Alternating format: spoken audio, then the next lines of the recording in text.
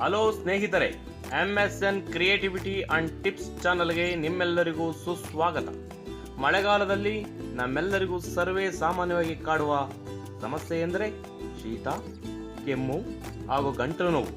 ಈ ಎಲ್ಲ ಸಮಸ್ಯೆಗಳಿಗೆ ಈ ದಿನದ ವಿಡಿಯೋದಲ್ಲಿ ಮನೆಮದ್ದನ್ನು ತಿಳಿಸಿಕೊಡುತ್ತಿದ್ದೇನೆ. ಬನ್ನಿ ಪ್ರಾರಂಭಿಸೋಣ. ಮೊದಲು ಒಂದು ಪಾತ್ರೆಗೆ ಒಂದು ಲೋಟ ಹಾಲನ್ನು ಹಾಕಿಕೊಳ್ಳಿ. ನಂತರ ಸ್ಟವ್ ಅನ್ನು ಹಚ್ಚಿ ಕಾಯಲು ಬಿಡಿ. ಹಾಲು ಕಾಯುತ್ತಿರುವಾಗ ಅರ್ಧ ಚಮಚ ಅರಿಶಿಣದ ಪುಡಿ ಸೇರಿಸಿ.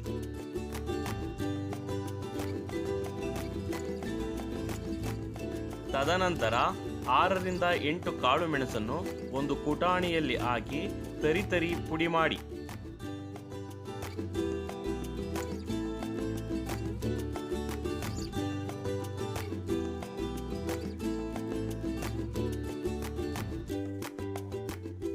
ಆನಂತರ ಕುಟ್ಟಿ ಪುಡಿ ಮಾಡಿದ ಮೆಣಸಿನ ಪುಡಿಯನ್ನು ಕಾಯುತ್ತಿರುವ ಹಾಲಿಗೆ ಬೆರೆಸಿ.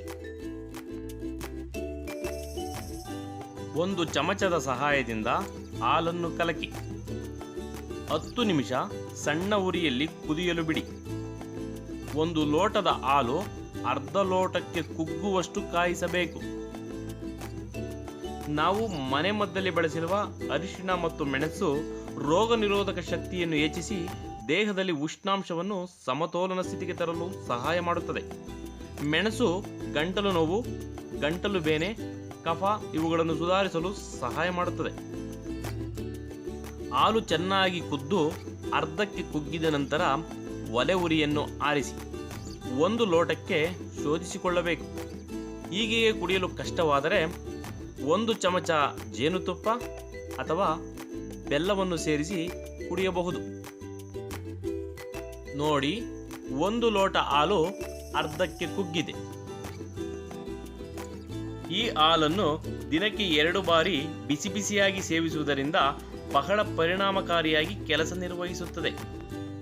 ಇವತ್ತಿನ ಈ ನಮ್ಮ ಮನೆಮದ್ದು ಎಲ್ಲರಿಗೂ ಇಷ್ಟವಾಗಿದ್ದರೆ ದಯವಿಟ್ಟು ಲೈಕ್ ಮಾಡಿ, ಶೇರ್ ಮಾಡಿ, ತಪ್ಪದೇ ನಮ್ಮ ಚಾನಲನ್ನು ಸಬ್ಸ್ಕ್ರೈಬ್ ಮಾಡಿಕೊಳ್ಳಿ.